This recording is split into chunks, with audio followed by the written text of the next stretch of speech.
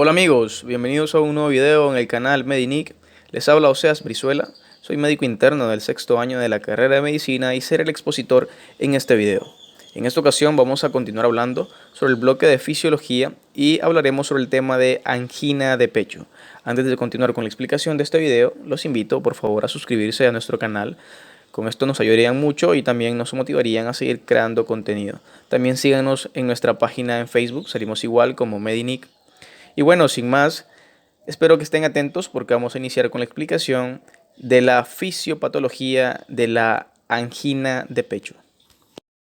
Los tópicos que se estarán abordando va a ser la definición de lo que es la angina de pecho, la epidemiología, hablaremos sobre los factores de riesgos, la fisiopatología, la clasificación, cuáles son los signos y síntomas característicos en una angina de pecho y con respecto también al tipo de angina.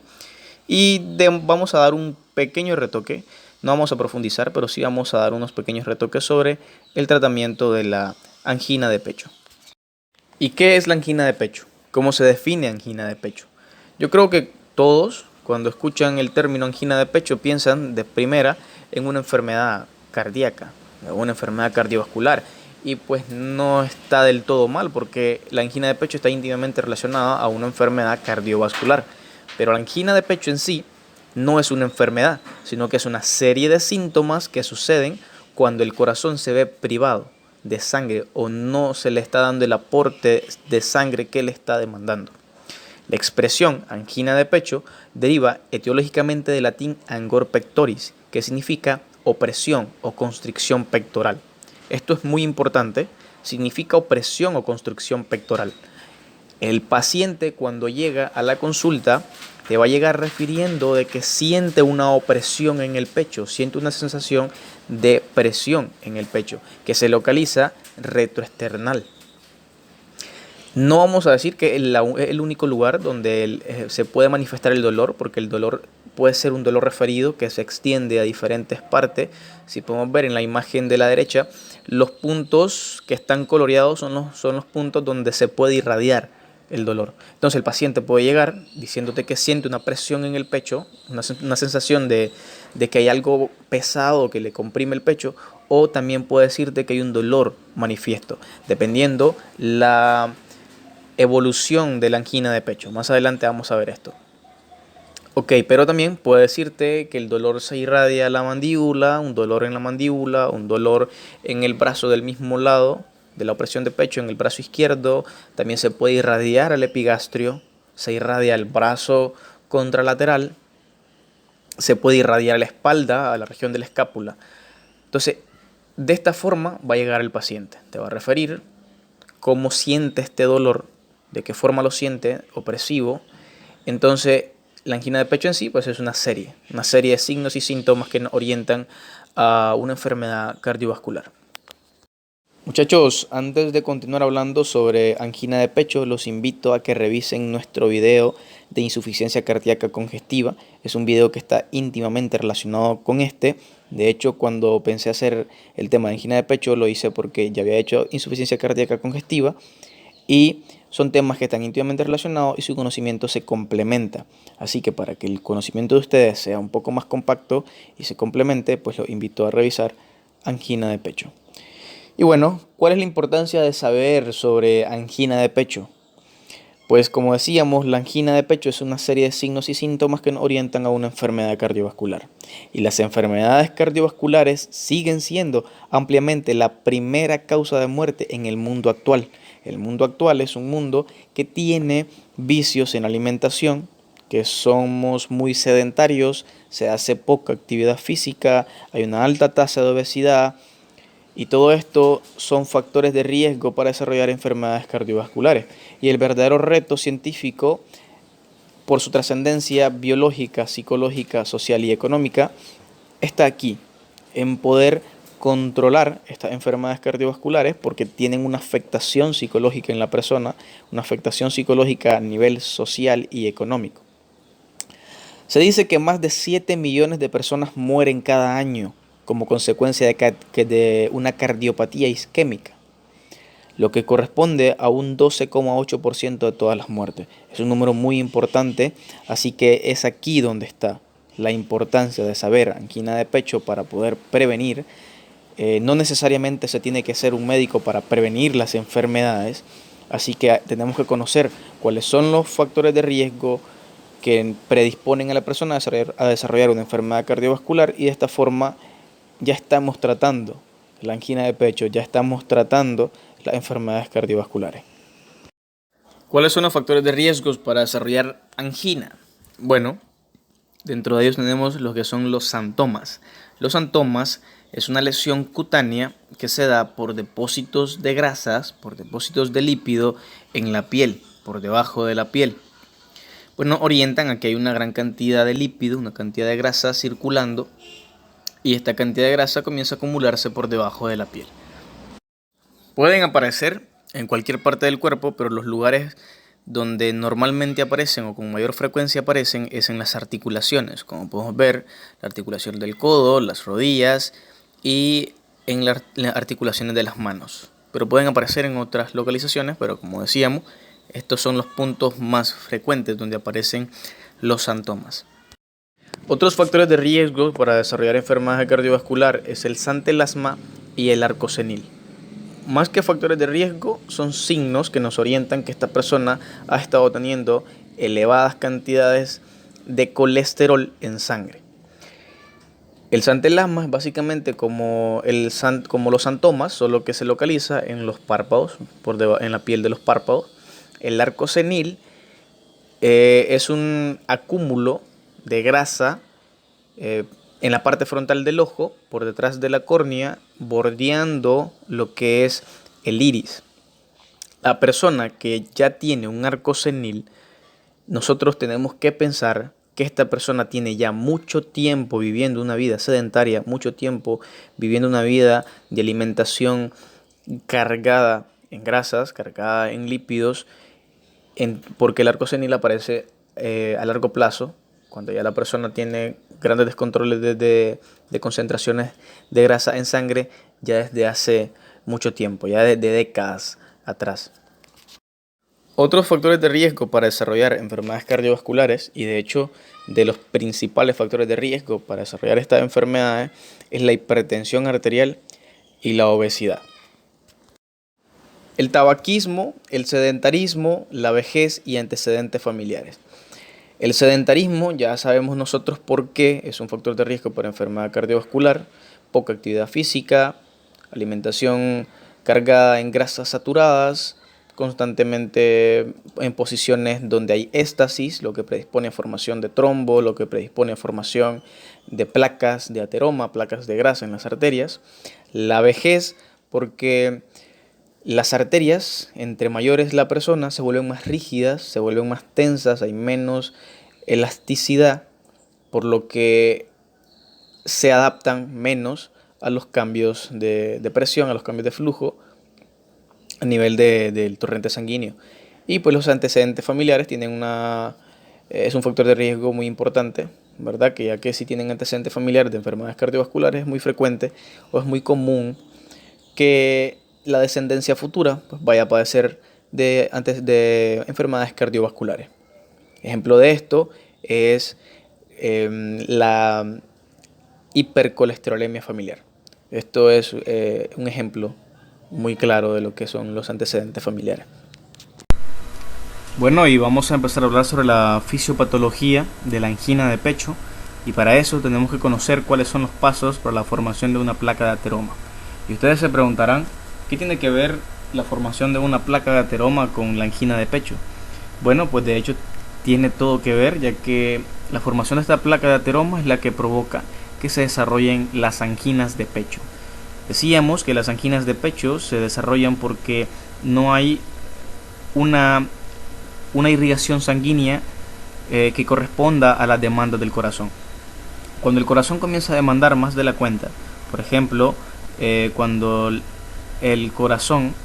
persona está en ejercicio y el corazón comienza a trabajar más, cuando la persona se asusta o entra en un estado de estrés, el corazón demanda más sangre y entonces necesita que las arterias coronarias, que son las que irrigan la musculatura cardíaca, le lleven mayor sangre. Pero si estas arterias coronarias tienen una obstrucción, tienen una placa de ateroma que se ha formado a lo largo del tiempo, entonces no va a haber una circulación normal del flujo de sangre, por ende va a haber una deficiencia en el aporte sanguíneo y por ende se va a desarrollar lo que es la sintomatología anginosa. Y es por eso que necesitamos saber cuáles son los pasos para la formación de la placa de ateroma. Existen 3 pasos principales que lo vamos a ir explicando, y el primero es la formación de la estría grasa, la cual se produce principalmente por la acumulación de lipoproteínas en una región que tiende a ser susceptible a la formación de placas de ateroma en el endotelio vascular. Entonces hay una acumulación de LDLs o de lipoproteínas de baja densidad que se acumulan por debajo del endotelio vascular. Estas lipoproteínas que se acumulan por debajo del endotelio vascular están asociadas a proteoglicanos, lo cual le van a permitir que haya una mayor fijación, que se fijen más moléculas LDLs y la placa ateromatosa se vaya formando consecutivamente. Luego, estas LDL tienden a ser oxidadas y la oxidación de las LDLs trae la formación de productos inestables y proinflamatorios, productos que propician la inflamación y tienden a atraer moléculas de defensa como son los monocitos y linfocitos. Y así es como se forma la estría grasa, que es el paso inicial a la formación de una placa de ateroma o una placa de grasa. El segundo paso para la formación de la placa de ateroma es el reclutamiento de leucocitos.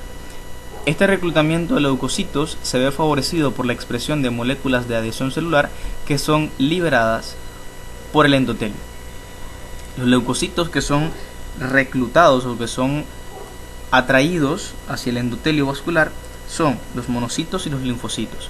Los monocitos, una vez que atraviesan el endotelio gracias a la expresión de moléculas de adhesión celular que les permite la fijación y migración al subendotelio, estos monocitos pasan a ser macrófagos, se activan y pasan a ser macrófagos.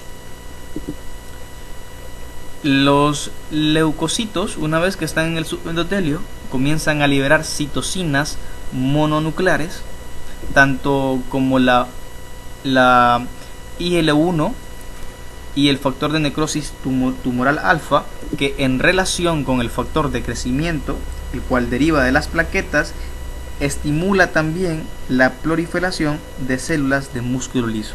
Este músculo liso nuevo lo que hace es revestir la placa de ateroma que se está formando. También propicia una mayor producción de especies reactivas de oxígeno y favorece el desarrollo de la inflamación local.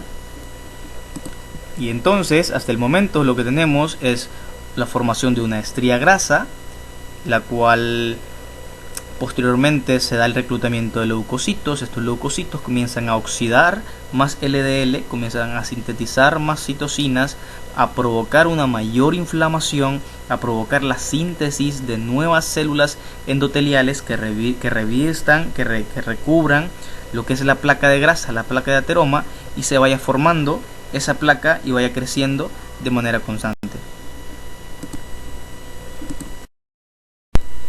El tercer paso para la formación de la placa de ateroma es la formación de las células espumosas. Los macrófagos, a través de los receptores específicos de partículas de LDL, estos macrófagos activados pueden realizar endocitosis de esta LDL, y es la endocitosis la que provoca la formación de la célula espumosa.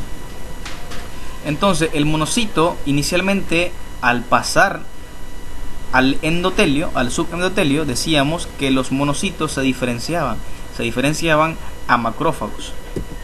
Estos macrófagos, una vez activados, adquirían la capacidad endocítica. La capacidad endocítica, ¿gracias a qué?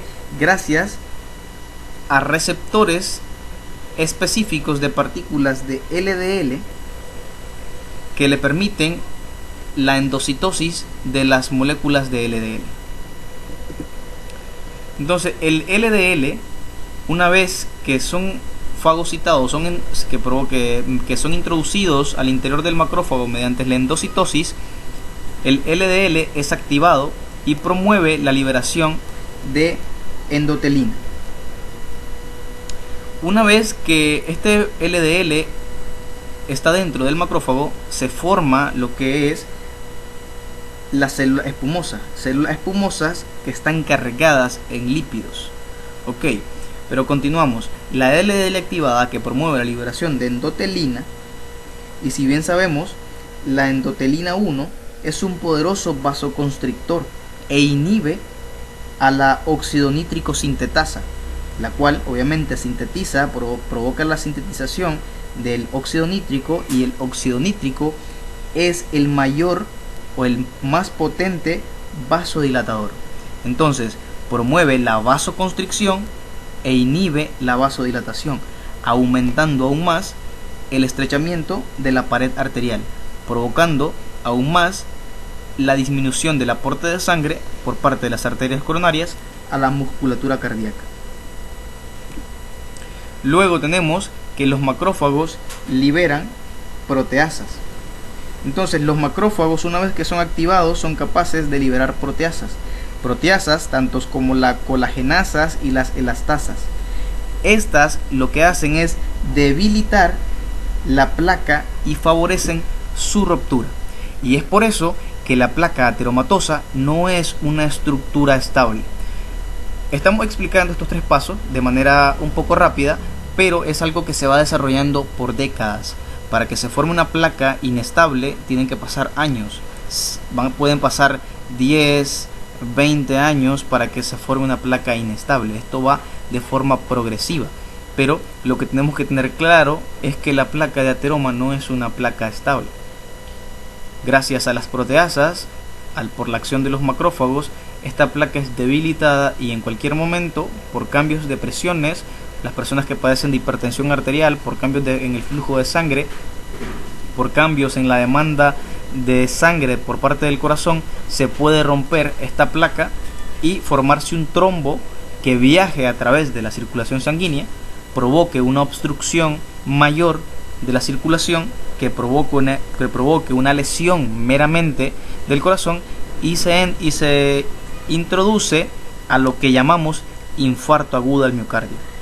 Y luego de eso sabemos que viene la insuficiencia cardíaca congestiva, y es por eso que este tema está íntimamente relacionado con el tema de insuficiencia cardíaca congestiva.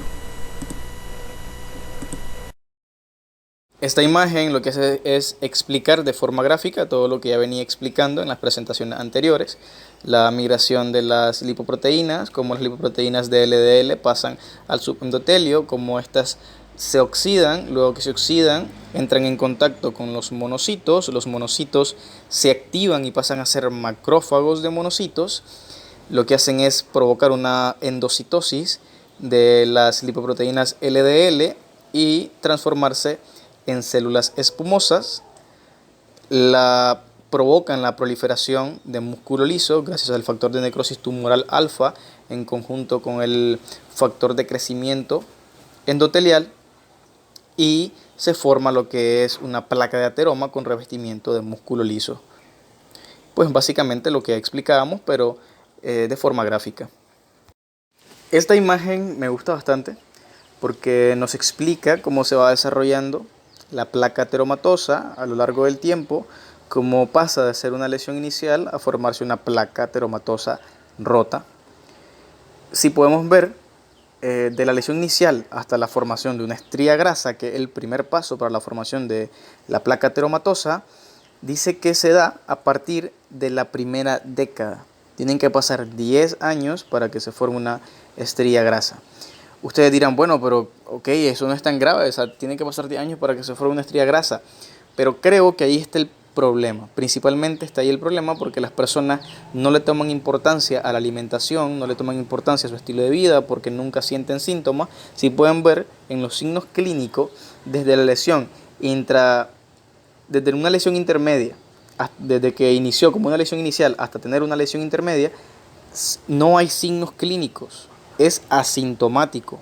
Entonces las personas continúan con su estilo de vida sedentario, continúan siendo sedentarias, continúan alimentándose con grandes cantidades de grasa, con grandes cantidades de colesterol, y pues piensan de que simplemente son mitos de que van a padecer de alguna enfermedad del corazón porque nunca presentan síntomas. Ya no hay signos, no hay síntomas que ellos le indiquen que tienen un problema cardíaco. Ya de hecho, hasta cuando se forma una placa de ateroma de gran tamaño, todavía es asintomática si no hay una gran actividad física. Las personas sedentarias generalmente no tienen buena actividad física, pero cuando aumentan la actividad física, entonces inician los síntomas. Pero vean, entonces de la lesión intermedia a la formación del ateroma, dice que se da a partir de la tercera década. Y hasta que se dé una placa ateromatosa complicada o lesionada, dice que se da a partir de la cuarta década. Tienen que pasar 40 años para que se forme una lesión complicada. Entonces es una condición que se va formando a lo largo del tiempo, pero que puede ocasionar la muerte cuando se provoca la complicación de esta. Así que es muy importante trabajar en la prevención de la formación de esta placa de ateroma, porque el mayor problema es de que suele ser asintomática. Hasta que no se tiene un tamaño considerable que obstruya más del 60-70% de la luz arterial, no va a provocar síntomas. La angina de pecho se puede clasificar de tres maneras: como angina de pecho estable, angina de pecho inestable y angina de pecho variante o de Prince-Metal. La angina de pecho estable guarda las características de la definición de angina de pecho, que decíamos que es una serie de signos y síntomas que nos orientan a una enfermedad cardiovascular relacionada a un desequilibrio con respecto a la demanda y la sangre que se le lleva al corazón por medio de las arterias coronarias. Entonces, dice que se define como la molestia torácica de características anginosas causada por isquemia miocárdica inducida por el ejercicio y asociado con un disturbio de la función miocárdica, sin llegar a presentar necrosis. Entonces, sin llegar a presentar necrosis, eso es lo que lo diferencia de un infarto agudo del miocardio, porque en el infarto, pues la característica es que hay muerte celular, hay necrosis celular, y otro punto importante es de que es inducida por el ejercicio. Tiene que haber ejercicio, tiene que haber una demanda que supere el rango normal para que aparezca la angina de pecho. Si podemos ver, abajo tenemos una arteria de libre circulación y otra que tiene una placa ateromatosa. Cuando el corazón tiene una arteria de libre circulación, él demanda mayor cantidad de sangre y estas arterias, como tienen una libre circulación, tienen la capacidad de satisfacer la demanda del corazón. Por ejemplo, una persona que hace ejercicio y no tiene una placa ateromatosa, perfectamente se va a adaptar y no va a presentar, obviamente, un dolor torácico de característica anginosa. Claro que es todo lo contrario en la imagen de abajo, que podemos ver una arteria con una placa ateromatosa. Si la persona hace ejercicio, si la persona se estresa, si la persona se encuentra en una situación de escape y tiene que correr, entonces en este momento se provoca una isquemia, ya, porque la demanda de sangre que exige el corazón no se le puede llevar porque tenemos una arteria obstruida. Entonces, esto es una angina de pecho estable.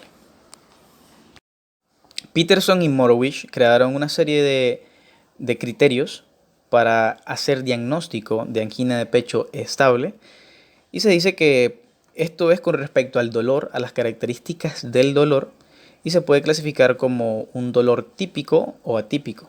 Entonces, se dice que los dolores se pueden clasificar de la siguiente manera: como un dolor típico 1, un tipo 2 o dolor atípico, y tipo 3, un dolor no anginoso.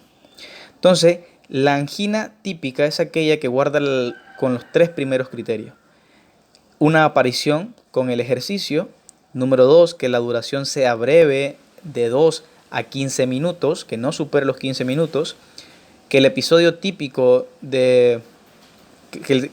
sea típico de ordinario, que comience gradualmente y alcanza su máxima intensidad en unos minutos antes de desaparecer. Y el tercer criterio es que cede con el reposo o la ingesta de nitritos. Es lo que ya veníamos hablando, que es una angina de esfuerzo. Se necesita hacer un esfuerzo físico para que aparezca. Si no, no aparece. Y la duración es corta, de 2 a 15 minutos como máximo. Luego, en la segunda clasificación dice que es un dolor atípico. Son los criterios que se toman en cuenta, va del 4 al 6, que se localiza subesternalmente, que se propaga a la mandíbula, cuello, miembro superior izquierdo y ausencia de otras causas de dolor. Son dolores que están asociados y son puntos de irradiación del dolor de una angina de pecho, pero que no es las características típicas para definir como angina de pecho. Y luego se tiene lo que es el dolor no anginoso, que solamente se presenta un criterio de esto. O sea, un solo criterio de estos no hace diagnóstico de angina de pecho estable. El segundo tipo de angina es la angina de pecho inestable. La angina de pecho inestable está causada por una placa ateromatosa que se ha roto. Una placa ateromatosa que ha perdido la estabilidad que le daban las fibras musculares lisas del endotelio vascular. Ya decíamos nosotros que cuando los macrófagos son activados, estos liberan proteasas y que las proteasas debilitan la pared que protege a la placa ateromatosa, facilitando así su ruptura. Entonces podemos ver que aquí tenemos una placa ateromatosa rota y se ha formado un trombo. El trombo está compuesto por fibrina, por elastina, por plaquetas, por sangre, leucocitos, eritrocitos. Tenemos una gran cantidad de lípidos que están formando el coágulo de sangre que se ha formado por la ruptura de la placa ateromatosa.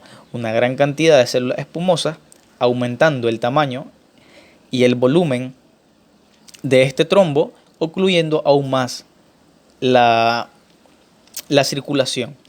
Entonces, la angina de pecho inestable, al ser una obstrucción mayor, y también tiene la característica de que ese coágulo de sangre, ese trombo está oscilando y cualquier aumento del flujo de sangre puede causar de que actúe como una válvula y obstruya totalmente la circulación. Con el más mínimo esfuerzo físico se desencadena una angina de pecho inestable. Y también se puede desencadenar estando en reposo. Como es un coágulo que está oscilando, en cualquier momento este coágulo obstruye la circulación. Entonces, ¿cuáles son las características de una angina de pecho inestable? Que aparece en reposo o que aparece con la más mínima demanda de ejercicio, el ejercicio más pequeño posible, y puede aparecer una angina de pecho inestable, el dolor, y de que ya no es una opresión de pecho o sensación de compresión en el pecho, sino de que hay un dolor manifiesto. Se prolonga en el tiempo, ya no solamente dura de 2 a 15 minutos como en la angina de pecho estable, sino que este pasa de los 15 minutos y puede llegar hasta 30 minutos, pero sin llegar a causar una muerte celular del miocardio, que es lo que lo caracteriza o que lo diferencia del infarto agudo del miocardio. Estos son los criterios diagnósticos para angina de pecho inestable. El primer criterio es que en una angina acelerada, una angina de aparición previa, que ya había sido diagnosticada como angina de pecho estable, el paciente viene y refiere de que la opresión de pecho que tenía ya no es una opresión de pecho, sino de que es un dolor manifiesto, de que tiene las mismas características, solo que ahora no es solamente la opresión, sino que tiene un dolor manifiesto, que ha aumentado en intensidad y que ha aumentado en duración. Ya no dura los mismos 2 a 15 minutos, sino de que ahora se prolonga más allá de los 15 minutos. El segundo criterio es que es una angina de reciente aparición, la cual es inducida por un mínimo ejercicio. Decíamos que el más mínimo ejercicio puede desencadenar las características del dolor anginoso.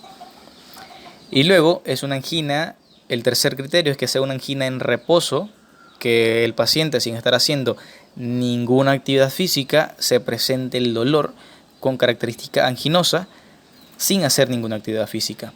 Y luego el cuarto criterio es una angina que aparece posterior a un infarto agudo del miocardio. El tercer tipo de angina de pecho es la angina variante o de Prinzmetal. Se le conoce como angina variante porque es una variante de los otros dos tipos de angina. De hecho es el tipo de angina más extraño, el menos común. Se conoce muy poco sobre este. Y Prinzmetal porque fue el doctor Prinzmetal que desde 1959 descubrió este tipo de angina y se define como un inusual cuadro de dolor torácico secundario a isquemia miocárdica, caracterizado por ocurrir casi exclusivamente en el reposo. El episodio no suele ser desencadenado por el ejercicio o el estrés. Esto lo diferencia de los otros dos tipos de angina. La angina de pecho estable se necesitaba de ejercicio físico o de una situación de estrés para poder desencadenar. Y la angina de pecho inestable aparecía con el más mínimo ejercicio físico. La de Prince Metal no guarda ninguna de estas características, sino que puede aparecer en reposo o en cualquier momento, pero más frecuentemente aparece de forma nocturna, por la noche. Se conoce muy poco. ¿Por qué se da la angina de pecho de Prince Metal? Las otras dos anginas se daba por la formación de una placa ateromatosa, principalmente, pero la angina de Prince Metal no necesariamente se tiene que ver una placa ateromatosa, sino que se da por una estenosis o por un espasmo brusco de la arteria coronaria, un espasmo focal de un punto específico. Se provoca un espasmo y obstruye la circulación, provocando los signos y síntomas de característica anginosa. Como decía, no se conoce mucho sobre la etiología del porqué de la vasoconstricción. Lo que sí es que se han encontrado ciertos factores de riesgo, ciertos factores predisponentes para que aparezcan cuadros relacionados a la angina de Prince Metal, como es el consumo del alcohol, el tabaquismo, el consumo de cocaína, marihuana, anfetaminas y otros tóxicos y fármacos. Hemos llegado al apartado de los signos y síntomas y vamos a explicar cuáles son las manifestaciones clínicas que podemos encontrar en la angina de pecho. Ya hemos venido hablando cuáles son los signos y síntomas de forma breve en cada parte y explicación de la clasificación de angina de pecho, pero aquí lo vamos a mencionar un poco más ordenados. Tenemos la disnea, la fatiga, los eructos frecuentes, que son más comunes en ancianos, los antelasmas, el arco senil. Todos estos primeros son los denominados equivalentes anginosos, que nos orientan a que el paciente puede estar padeciendo de una angina de pecho, pero de que no son los signos característicos típicos de una angina de pecho. Luego tenemos la sensación de opresión en el pecho, que es característico de angina de pecho estable. Decíamos que el dolor se puede irradiar a la mandíbula, al brazo izquierdo, al brazo derecho, epigastrio, a la escápula, y que todo esto era relacionado a la angina de pecho, un dolor referido. Y luego teníamos lo que es el dolor manifiesto en el pecho, que es característico de la angina de pecho inestable, que ya no solamente es una opresión, sino que es un dolor manifiesto. Podemos ver aquí como Homero, ¿verdad? Debido a la reacción del jefe, es asustado y en ese momento, ¿verdad?, se le desencadena un infarto del miocardio, porque Homero es un gordito sedentario que le gusta comer mucho hamburguesa y por ende pues es una persona sedentaria con factores de riesgo, consume alcohol y es lo más probable es que haya tenido una placa ateromatosa y se le desencadenó un infarto agudo al miocardio. Y en ese momento está presentando las características de una persona con un dolor intenso que es característico de una angina de pecho inestable. Y bien, vamos a hablar del tratamiento. Como dijimos al inicio, no vamos a profundizar en el tratamiento de angina de pecho, pero sí vamos a dar unos pequeños retoques sobre el tratamiento. Como número uno tenemos lo que es el control de los factores de riesgo. Creo que es lo más importante. La prevención de las enfermedades manifiestas es el mejor tratamiento. Se debe controlar si la persona tiene factores de riesgo, hay que trabajar en esos factores de riesgo. Si tiene factores de riesgo de hipertensión, diabetes, antecedentes familiares de enfermedades cardiovasculares, se tiene que trabajar en eso. Control de la presión arterial, la estabilización de los valores de la presión arterial, estabilización de los valores de glicemia, el control de diabetes, los niveles altos de triglicéridos y colesterol en sangre. Si tienen todos estos factores de riesgo, la dieta, ejercicio físico, se tiene que trabajar primero en esta parte, es la más importante. Luego, en las crisis anginosas, cuando hay una angina de pecho aguda, se puede utilizar lo que es la nitroglicerina, lo cual es un potente vasodilatador y es comúnmente utilizado en las crisis agudas de angina de pecho. Otros fármacos muy utilizados son los hipolipemiantes, obviamente para disminuir el nivel de triglicéridos y colesterol en sangre y disminuir el riesgo de que se forme una placa ateromatosa. Otros fármacos muy utilizados y recomendados para la prevención de la angina de pecho son los beta bloqueantes o los beta bloqueadores, que bloquean los receptores beta adrenérgicos del corazón y el sistema periférico, que como sabemos los receptores betas, la estimulación de estos, lo que provoca es un aumento en la contracción, un aumento en la fuerza de contracción y un aumento en el número de contracciones del corazón. Entonces, al bloquear estos canales, lo que se hace, al bloquear estos receptores, perdón, lo que se hace es disminuir la actividad del corazón. Por ende, el corazón va a tener menos exigencia de sangre y de esa forma vamos a prevenir las anginas de pecho o los cuadros anginosos. Los bloqueadores de los canales de calcio son otro grupo farmacológico muy utilizado en la profilaxis y tratamiento de la angina de pecho. Luego, dentro de otros antihipertensivos tenemos los IECA, los ARA2, y por último se tiene un procedimiento quirúrgico denominado angioplastía, que la angioplastía básicamente es la colocación, como podemos ver en la imagen, es la colocación de un stent metálico que por medio de medios visuales se localiza la arteria que está afectada por la placa de ateroma, se introduce el stent metálico y se expande la arteria, se permeabiliza la arteria por una bomba de aire, se permeabiliza y luego se coloca el stent metálico para evitar que se vuelva a obstruir la arteria. Entonces es el stent metálico para prevenir futuros cuadros anginosos. Entonces este es el tratamiento quirúrgico más común utilizado en angina de pecho. La bibliografía utilizada en este video fue el libro de Bases Fisiológicas de la Práctica Médica de Best y Taylor y el documento de guía de la práctica clínica basada en la evidencia de la Asociación Colombiana de Facultades de Medicina, ESCOFAME. Bien, hemos llegado al final del video. Si te ha gustado, dale like. Si aún no te suscribes, suscríbete y activa la campanita para seguir viendo contenido de nuestro canal Medinic. Y nos vemos en la próxima con un nuevo contenido en el canal Medinic.